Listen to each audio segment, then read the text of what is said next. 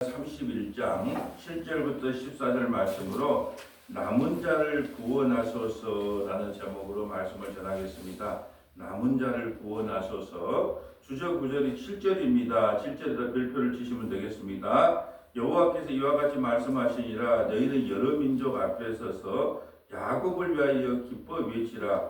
너희는 전파하며 찬양하며 말하라. 여호와여 주의 백성 이스라엘의 남은 자를 구원하소서 하라. 남은 자를 구원하라. 그러면 남은 자는 어떤 자일까요?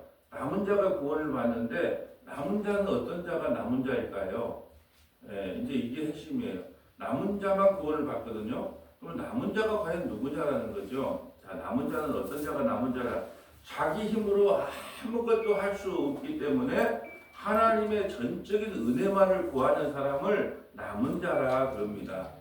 다시 설명합니다. 남은 자라고 하는 것은 내 입으로는 아무것도 할 수 없는, 올 8절로 말하면 맹인, 다리 저는 사람, 잉태한 여인, 해선한 여인, 이런 사람을 이야기하는 거예요. 자기 힘으로는 아무것도 할 수 없는, 그렇기 때문에 하나님의 얼굴을 구하면서 그냥 하나님 날 좀 살려달라고 외치는 그런 사람, 그런 사람만 하나님께서 구원한다는 거죠. 나는 할 수 있어. 나는 해볼 거야. 나는 윤리도덕적으로 깨끗해. 난 율법을 다 지켜서. 내가 구원받지 않으면 누가 구원을 받을 거야. 그런 사람이 남은 자가 아니라 정말 탈탈 털린 사람. 내 힘으로는 아무것도 할 수 없는 낙심과 좌절이 오는 사람. 그런 사람이 남은 자예요. 그래서 애굽에 430년 동안 종살이했을 때 그들이 남은 자가 된 이유가 뭐냐 하면 할 수 있는 일이 없어요. 노예 생활하면서 할 수 있는 일이 없어. 그래서 그 자들이 남은 자예요. 광야 40년 그들이 먹이고 입히고 자기 힘으로 할 수 있는 일이 없다니까요. 하나님의 은혜를 구할 수밖에 없는 형편에 있는 사람, 그래서 남은 자예요.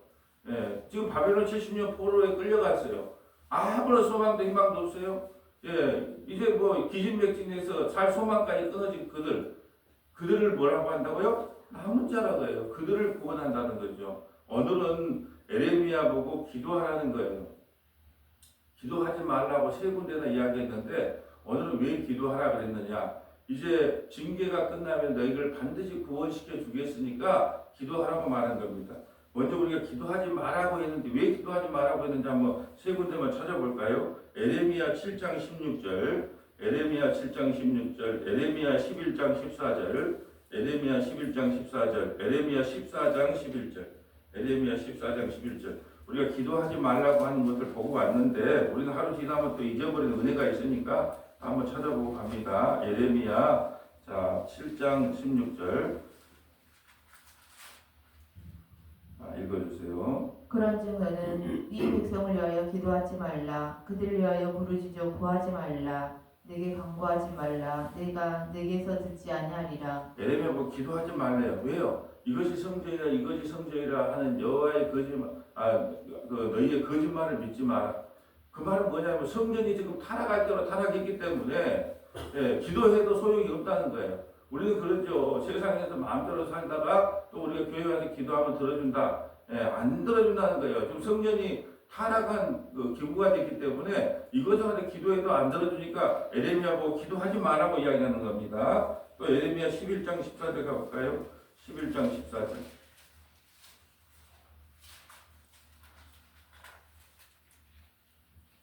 그러므로 너는 이 백성을 위하여 기도하지 말라. 그들을 위하여 부르짖거나 구하지 말라. 그들이 그 고난으로 말미암아 내게 부르짖을 때에 내가 그들에게서 듣지 아니하리라. 왜 기도하지 말라? 12절 읽어주세요. 12절 13절.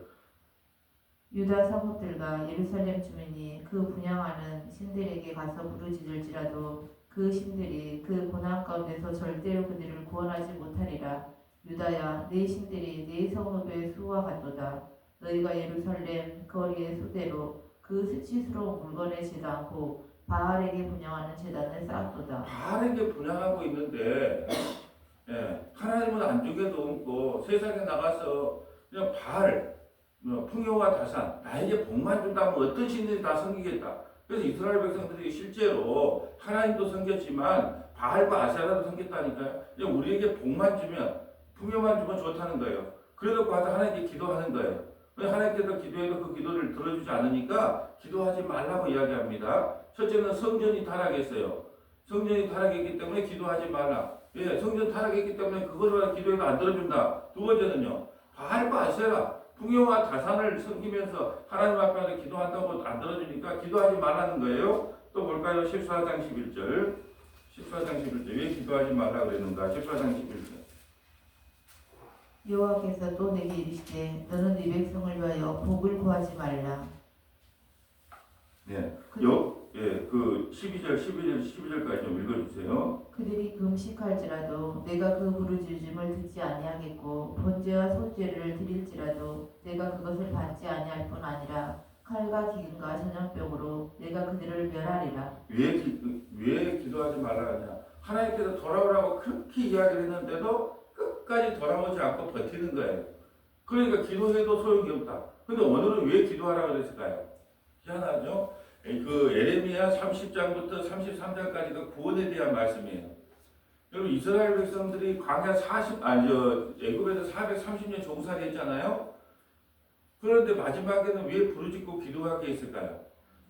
기도 안 해도 하나님 그냥 구원시켜줘요. 왜요? 아브라함에게 약속했거든요. 4대 만에 돌아온다. 뭐 4대라고 하는 것은 한 400년인데 왜 430년 만에 돌아왔느냐? 예, 요셉이 총리로 있을 때는 고난이 없었잖아요. 대우 잘 받고 살았어요. 그러니까는 총 합해가지고 원래는 400년이지만 요셉이 있을 때는 종으로 있지 않았기 때문에 430년이 되면 울부짖고 기도하게 만들었어요. 고난이 너무 심하니까. 그래서 이제 기도할 때 하나님께서 모세를 보내서 구원시키죠. 남은 자를 구원시키는 거예요. 어디서요? 이제 소망도 없고 살 희망도 없으니까 하나님 살려주세요.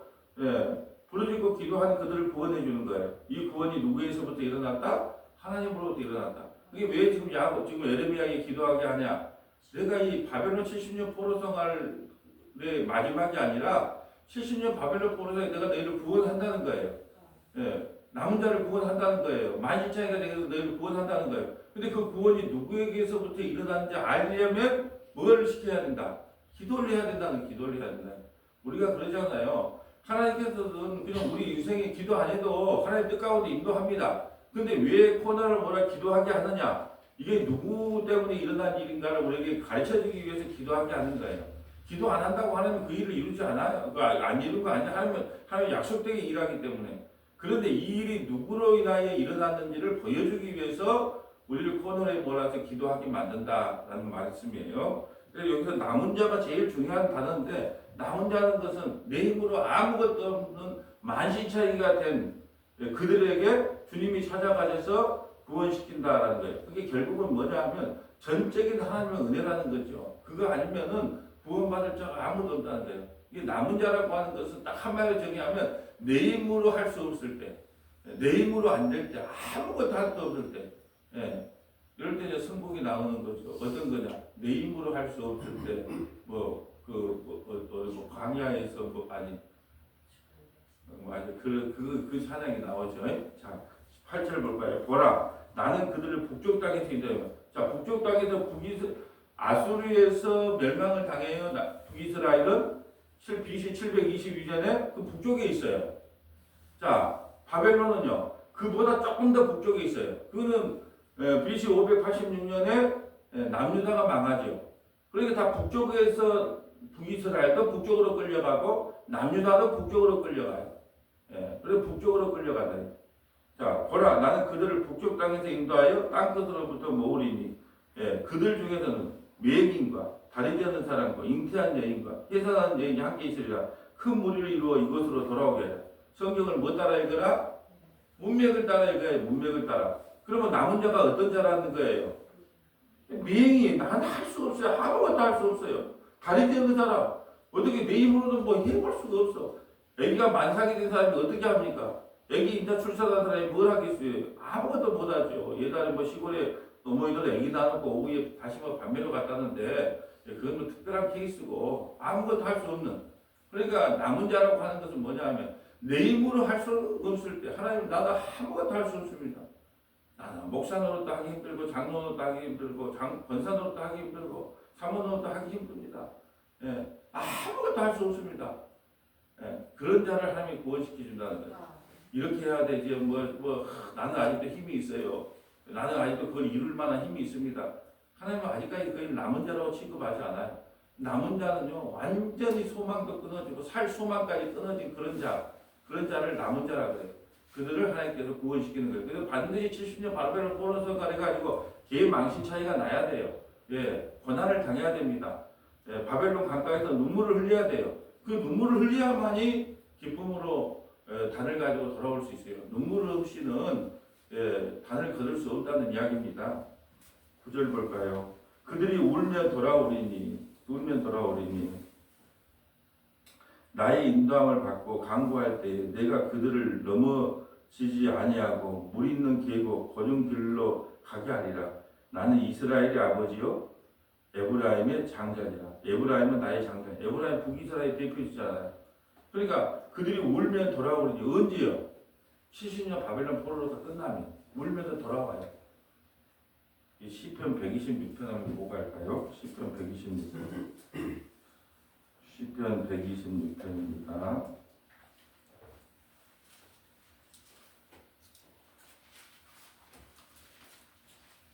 자, 시편 126편의 주제가 뭐라고 되어 있죠? 네. 자, 시편 126편. 이제 바벨론에서 포로가 끝나고 이제 돌아오는 거예요. 남은 자가 돌아올 때 이 시가 읽어지는 겁니다. 한번 읽어주세요. 여호와께서 시온의 포로를 돌려보내실 때 우리는 꿈꾸는 것 같았죠. 꿈꿨죠. 우리가 일제시야에 있다가 뭐 36년 만에 해방될 때 그분들은 꿈을 꾼 거잖아요. 우리 선조들은 꿈을 꾼 것처럼. 그러니까 바벨론에 돌아올 때 이게 왜 꿈이냐 왜 꿈이냐. 에레미야 말이 맞구나. 70년이 끝나니까 우리를 남은 자로 취급해서 돌아오게 하는구나. 고향을 돌아가는 거야, 고향을. 우리 뭐 추석에 뭔 그렇게 차 막힌데 몰라 봅니까? 예? 몰라고 차 막힌데 몇 시간씩 운전을 하고 와요. 고향이라고 오잖아요, 고향. 예? 뭐 부모가 있으니까 고향이라고 오는 것이잖아요. 그게 이들은 70년 바벨론 포로되어 있는데 성전에서 예배 한번 제대로 못 드렸잖아요. 얼마나 성전에서 예배 드리고 싶었을까요? 그러니까 막 꿈꾸는 것 같았다는 이야기를 하는 거예요. 돌아올 때. 자, 2절. 그때 우리 입에는 웃음이 가득하고 우리 혀에는 찬양이 차서도다. 그때 온 나라 가운데서 말하기를 여호와께서 그들을 위하여 큰 일을 행하셨다 하였도다. 여호와께서 큰 일을 행하셨어요. 큰 일이 뭐예요? 남은 자를 구원한. 제일 큰 일은 뭐예요? 십자가에서 죄와 사망에서부터 우리를 구원해내는 거. 그게 가장 큰 일이잖아요. 그 여호와께서 하셨다는 여호와께서 우리가 하는 것이 아니라. 여러분 우리가 예배드리러 올 때 어떤 두 분류가 있겠죠. 하나님 오늘도 주일입니다. 나 같은 주인이 하나님 앞에 나와서 찬양하고 예배하고 기도하고 말씀 듣는다는 거. 이게 얼마나 큰 감격입니까? 주님 감사합니다 하고 나올 사람이 있는가 하면 어떤 사람은 어떻게 해요? 구원의 감격을 모르면 나 벌써 뭐 주일 됐냐. 아이고 목사님 설교 또 한 40, 50분 어떻게 듣고 아이고 징그럽다 징그러 안 나가자니 그렇고 나가자니 그렇고 이게 딱 두 분류가 나눠지는 거예요. 구원의 감격이 있는 사람한테는 그냥 예배가 그냥 드리고 싶어서 환영을 할 것이고, 저도 그냥 오늘까지 하고 그냥 내일부터 좀 아침 예배 안 드리고 싶어요. 저 믿음은 그거밖에 안 돼요. 근데 어떤 분이 그냥 내일까지는 드려야 되는데, 이게 나보다 믿음이 더 큰 분을 갖다가 우리 딱 붙여놨기 때문에 내 믿음은 빨간 글씨가 됐으니까 그래 토요일 날 좀부터 쉬고 주일 날 예배 드리고 다음 주 목요일까지 시작 그러면 좋은데, 좋은데 예배 드리고 싶다는 거지 거예요. 목사는 한 사람이라도 예배 드리고 싶어도 막 미치려던데 그러잖아요. 여러분 성도들은 대부분이 예배 드리기 싫어해요. 그냥 목사님이 그날 예배 드린다는 게 그냥 오는 거지 대부분이 그래요. 근데 하나님께서 어찌 내 성품을 알고 다 그냥 예배 안 드리면 안 된다고 딱 하니까 성도가 예배 드리고 싶다는데 목사가 더 드리란 말은 못해도 그럼 그렇게 해야죠. 이게 어떨 때는 목사가 믿음이 없으니까 믿음 있는 권사님을 옆에다 딱 붙여놓고 또 그렇게 하게도 만들어요. 어쩔 겁니까? 저 믿음 없는 걸 고백해야죠. 그래서 내일 아침에 예배 있다 없다요? 있다. 내일 아침까지는 예배 그리고 주일 예배하고 다음 주 목요일까지는 예배가 없고 금요일 날부터 아침 예배부터 시작됩니다. 확실하게 말씀을 드렸어요. 자, 계속해서 읽어주세요. 여호와께서 우리를 위하여 큰 일을 행하셨으니 우리는 기쁘도다. 여호와여 우리의 포로를 남방 시내들 같이 돌려보내소서. 눈물을 뿌리며 흘리며 씨를 뿌리는 자는 기쁨으로 거두리로다. 울며 씨를 뿌리러 나가는 자는 반드시 기쁨으로 그 곡식단을 가지고 돌아오리로다. 아멘. 여호와께서 우리의 포로를 남방 시내까지 돌려. 우리가 어디에 포로 됐어요? 죄와 사망의 포로가 됐잖아요. 사단마귀의 포로가 됐잖아요. 근데 십자가를 통하여 큰 일을 행했잖아요. 그래서 우리를 구원을 받았어요. 그러면 그 과정이 어쩌다는 거예요? 우리가 신앙생활하는 과정이 눈물로 씨를 뿌리던 과정이에요. 어려워요, 어려워. 이 아침에 왜 나옵니까? 쉬는 날면 푹 쉬죠. 이게 이 신앙생활 한다는 것 자체가 눈물로 씨를 뿌리는 거예요. 쉽지가 않아요. 근데 눈물로 씨를 뿌려야 나중에 기쁨으로 단을 걷는다는 거예요. 이게 큰 일을 주님께서 우리에게 이미 해 놓으셨어요. 근데 그걸 따라가는 과정이 눈물로 씨를 뿌리는 과정이에요. 여러분 뭐 방송국에서 열심히 설교 준비하고 방송 준비해서 그렇게 해가지고 막 그냥 열매가 막 팍팍 나타나면 얼마나 좋겠어요. 네. 유튜브 한 명 플러스 됐대. 네? 한 명. 그게요 한 명 한 명 해가지고 유명한 목사거나 큰 교회 목사들하면 그냥 한다 그러면 뭐 서로 찾아와서 막 듣겠잖아요. 제가 뭐 시골교회 목사가 뭘 안다고. 근데 여수 치고는 구독자가 많아. 예. 아마 여수 치고는 구독자가 제일 많은 것 같아. 내가 보니까. 별로 여수에는 별로 그렇게 구독을 많이 갖고 있는 사람이 별로 없어요. 근데 한 명 한 명, 예, 말씀을 사모하는 분은 한 명 한 명, 예, 그 눈물로 씨를 뿌리는 과정입니다. 누가 알아듣든 못 알아듣든, 예? 그리고 나중에 이게 그 말씀이었어 하고 깨닫는 분 한 분만 나오면 내가 그 기쁨으로 단을 걷는 게 주님이 걷게 하신 거잖아요. 근데 뿌리지도 않고 아무것도 안 하고 입만 벌리고 있으면서 깨달아지겠지. 그럴 수도 없잖아요. 믿음은 들으면서 나왔기 때문에 말씀을 듣는 자리에 와야 믿음이 생기잖아요.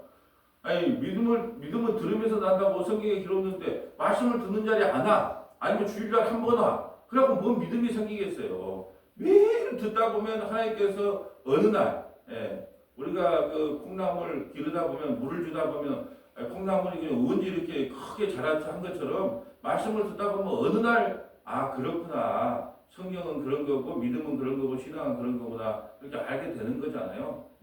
그래서 한 명 한 명이 늘어날 때가 기쁨이에요. 또 그분이 말씀을 듣고 깨달았으면 좋겠다. 그것이 눈물로 씨를 뿌리는 과정이단 말이에요. 그러니까 그것이 있어야 기쁨으로 단을 거둘 때가 있습니다. 자, 오늘 본문으로 와서 10절 봅니다. 이방인들이여 너희는 여호와의 말씀을 듣고 먼 섬에서 전파하여 이르기를 이스라엘을 흩으신 자가 그를 모으시고 목자가 그 양떼에게 행한 같이 그를 지키시로다. 이방인 우리까지도 먼데 흩어졌던 우리까지도 목자가 우리를 다 불렀네요. 목자가 그래서 여수까지도 복음이 전파돼서 저 갈릴리에서 자란 예수가 주와 그리스도가 믿어지는 것은 우리의 힘이 아니에요. 우리를 부르셨기 때문에 그런 거예요.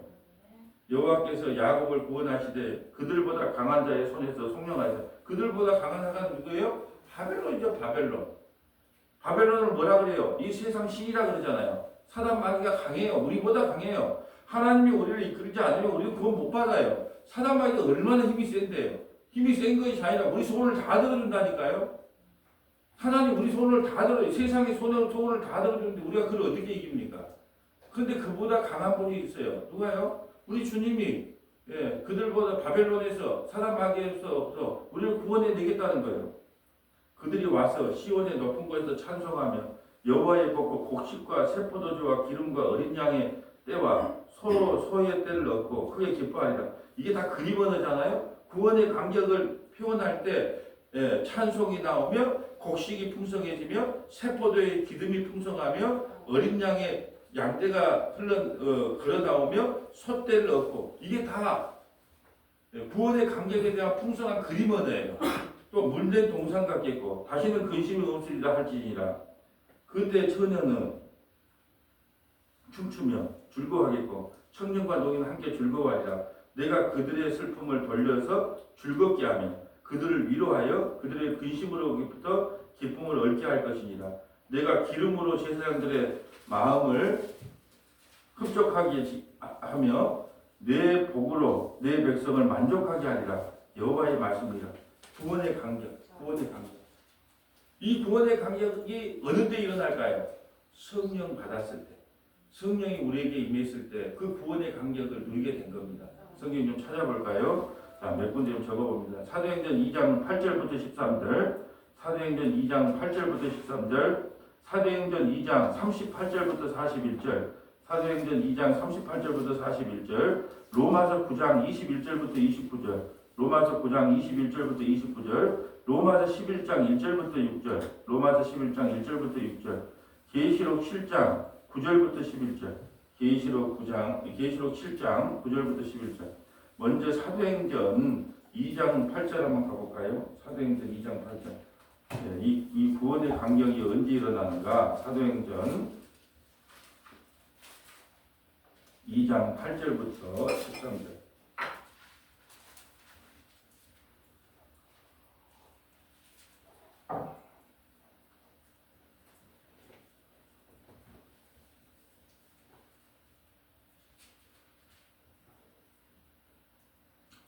우리가 우리 각 사람이 난 곧 방언으로 듣게 되는 것이 어찌 됨이냐. 우리는 바데인가 메데인가 엘람인가 또 메소포타미아 유대와 갑바도가와 도기야 본도와 아시아 부르기아와 밤빌리아 애국과 및 구레네에 가까운 라비아 여러 지방에 사는 사람들과 로마로부터 온 나그네 곧 유대인과 유대교에 들어온 사람들과. 자, 이게 무슨 말이냐면 오순절날 성령이 임해요.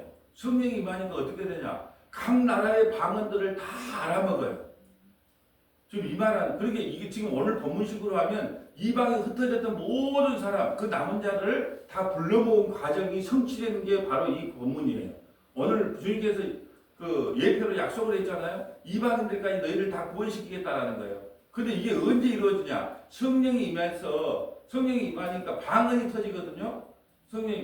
방언이 터져요. 이 방언이 터졌는데 각자 어떤 사람은 뭐 영국말, 일본말, 뭐 호주말, 뭐 각자 다른 말로 하는데 그 말이 다 통일이 되는 거예요. 그러면 언어가 언제 나눠졌어요? 바벨탑 쌀 때. 바벨탑 쌀 때 탑을 높이 쌓으니까 하나님이 언어를 혼자 하게 했단 말이죠. 야, 삽 올려 그렇게 시멘트 올리는 거예요. 벽돌 올려 그렇게 돌멩이 올리는 거예요. 그렇게 도저히 이걸 지을 수 없게끔 언어가 전부 다 흩어지게 만들었단 말이죠. 근데 이 언어가 하나가 되게 했단 말이죠. 뭐가 임하냐? 성령이 임해서. 그래서 뭐냐? 바벨탑은 저주와 심판을 상징한다면 성령은 우리의 하나된, 교회의 하나된 기쁨과 소망을 상징하는 거예요. 그래서 그 말귀를 다 알아먹는 거예요. 오늘 본문의 말씀이 어떻게 성취가 되냐? 이방인들까지 다 불러 모으겠다는 거예요. 다 불러 모아가지고 예루살렘 땅에 있는데 성령이 임하는 거예요. 성령이 임하니까 각자 다른 언어로 말을 하는데 그 말귀를 다 알아먹는다는 거예요. 그래서 우리가 뭐 방언에 대해서 나중에 기회가 있으면 하겠지만 이게 성령이 임해서 성령이 오셨다는 것을 초대 때 우리에게 설명해 주는 방언이 있고 그냥 우리가 일반적으로 하는 은사로 받은 방언이 있단 말이죠. 근데 이 방언은 성령이 임하면 하나님의 말씀이 이렇게 성취된다는 걸 보여주고 끝나네요. 근데 성령의 은사로 받는 방언은 지금도 방언으로 하는 거예요. 왜 은사로 받는 방언은 그게 다른 거예요. 그게 어떤 사람들이 그걸 구분을 못하니까 그냥 끊겼다 안 한다는데 이거 지금 우리가 방언한다고 각 나라 말을 방언한다고 다 알아먹을 수는 없잖아요. 그러니까 이것은 장차 흩어졌던 있는 민족들이 다 돌아와서 그 바벨론에 흩어졌던 그들을 하나로 만들겠다고 하는 것. 저주와 심판에서부터 성령이 임하여서 너에게 은혜를 베풀겠다는 걸 보여주기 위한 방언이란 말이죠.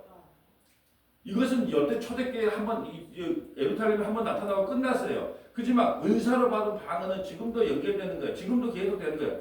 그래도 고린도전서에 보면 은사를 얘기할 때 방언, 뭐 예언 이런 거 있잖아요. 하나님께 은사를 받아요. 근데 그 은사를 받는데 문제는 뭐냐면 그 은사를 받은 것이 교회에 덕을 끼쳐야 된다 그러잖아요. 지금도 저는 믿어요. 병 고치는 은사를 하나님께서 준다니까 자기가 기도 많이 해주고 은사를 줘요. 근데 그것을 자기가 마치 능력이 있어서 그렇게 받은 줄 알고 결국 그런 사람이 기도원 차려갖고 타락의 길로 가잖아요. 왜요? 저는요 교회에도 각자의 은사가 있다고 봐요. 병 고치는 은사도 있고 뭐 여러 가지 은사가 있겠죠. 뭐 귀신 쫓아내는 은사도 있고 다 은사가 주어진다 봐요. 그럴 때는 어떻게 해야 되냐? 그때는 목회자가 아이고 나보다 더 능력이 있어도 은사를 받았는가 하면 그걸 쫓아내는 거예요. 그건 못 쓰게 하고. 아니에요. 그렇게 하면 안 되고 각자에게 은사를 줬으면 어떻게 해요? 목회자가 자 금요일 날 7시, 6시부터 7시까지 우리 예배를 드리니까 7시부터 8시까지 병든 사람이 있으면 그 요 교회 안에서만 그것을 은사를 행하세요. 딱 그 규정을 지켜주는 거예요. 왜요? 그것부터 영적인 지도를 받고 하면 좋은 거예요.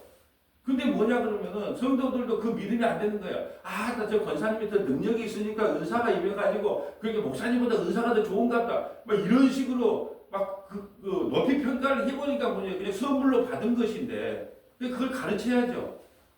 목사는 말씀만 열심히 가르치는 은사만 받으면 돼요. 또 어떤 권사님은 어떤 집사님은 서로 각자 은사를 받으면 그걸 세워주면 되는데 세워주지를 못해.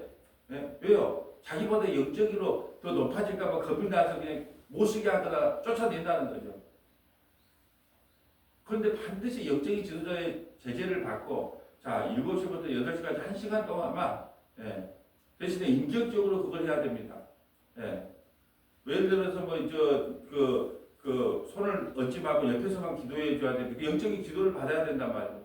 왜냐하면 뭐 남녀간에 아무나 손 얹고 막 그래 보면 안 되잖아요. 그 영적인 지도자가 그걸 해서 행하게끔 해야 되는데 그 자체를 갖다가 막아버리는 게 문제가 되는 거죠. 오늘 지금의 이 방언은 각자의 나라의 말을 다 알아먹는다는 거예요.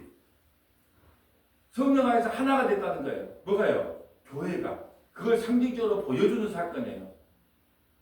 요거는 이례적으로 일어나고 없어집니다. 그러나 성령의 은사로 받은 것은 계속 진행되는 거예요.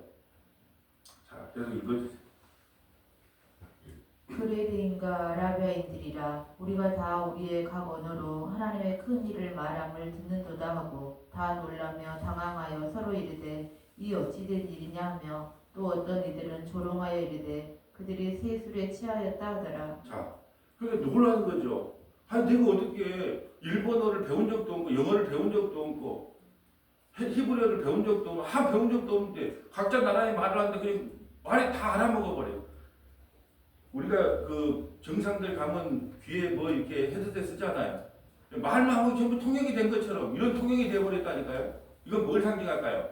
바벨론의 그 저주가 풀렸다는 거예요. 뭔 저주가?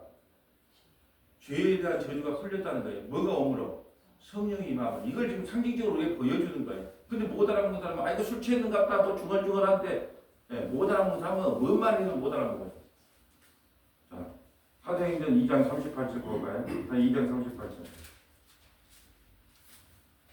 베드로가 이르되 너희가 회개하여 각각 예수 그리스도의 이름으로 세례를 받고 죄 사함을 받으라. 그리하면 성령의 선물을 받으리니 이 약속은 너희와 너희 자녀와 모든 먼데 사람 곧 주 우리 하나님이 얼마든지 부르시는 자들에게 하신 것이라 하고 또 여러 말로 확증하며 권하여 이르되 너희가 이 패역한 세대에서 구원을 받으라 하니 그 말을 받은 사람들은 세례를 받음에 이날의 신도의 수가 3,000이나 더하더라. 3,000이나 되었다. 왜 여기서 3,000이라고 그러겠다고 말씀을 드렸어요? 5,000도 있고 뭐 10,000명도 있는데 왜 3,000이 구원을 받았다 그래요? 성령이 임하자? 어느 사건과 지금 연결하는 것 같아요. 성경은 그냥 기록된 게 아무것도 없어요. 어느 사건과 연결된 것 같아요? 네? 자, 모세가 시내산에서 십계명을 받으러 갔어요. 내려가는데 와서 금송아지 막 가면서 이걸 예국 땅에서 인도한 신이라고 막 춤을 추고 있어요. 모세가 돌판을 깨잖아요. 그리고 어때요? 누가 나와서 너희들 형제를 죽이고 누가 죽일 것인가 함께 레이지파가 나오잖아요. 레이지파가 칼로 몇 명을 죽여요? 3,000명을 죽입니다. 그게 뭘 상징할까요? 율법은 심판을 상징하는 거다. 법은 심판을 상징한다. 그러나 성령이 임하면 너에게 성령이 임하면 은혜가 너에게 임함으로 죽은 3,000명이 살아난 거예요. 그때 죽었던 3,000명. 언제? 율법으로 죽었던 3,000명. 법을 못 지키니까 그 돌판에 깨지 그 우상 숭배했던 그들. 우리 다 우상 숭배하고 살잖아요. 지금도. 근데 우리가 왜 살아요? 성령이 임해서 예수 믿고 죄의 용서를 받았기 때문에 우리가 사는 거예요. 근데 그때 죽었던 3,000명.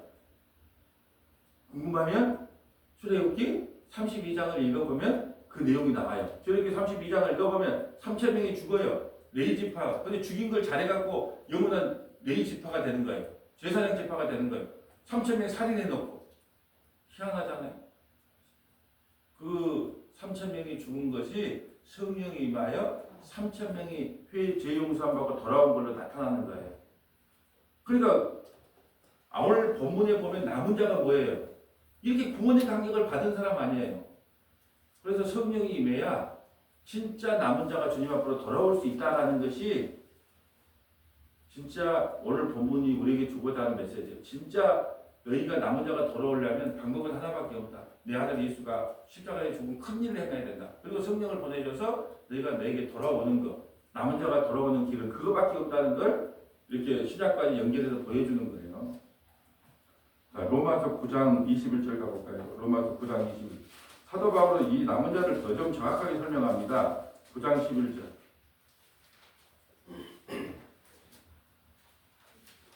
네, 9장 21절. 네, 9장 21절입니다. 네.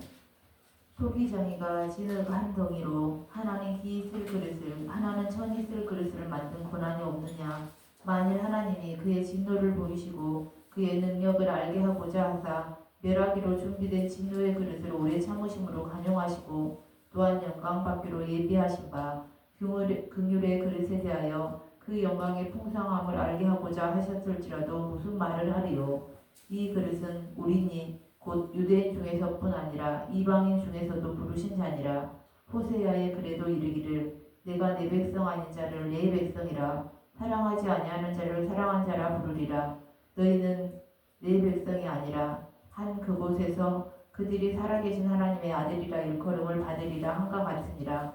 또 이사야가 이스라엘에 관하여 외치되 이스라엘 자손들의 수가 비록 바다의 물에 같을지라도 남은 자만 구원을 받으리니. 아멘. 이스라엘의 자손의 수가 비록 바다의 모래가 돼. 세상이 70억이에요. 80억 인구예요. 이 우주가. 근데 남은 자만 구원받아요. 남은 자는 어떤 자가 남은 자라고 그랬어요?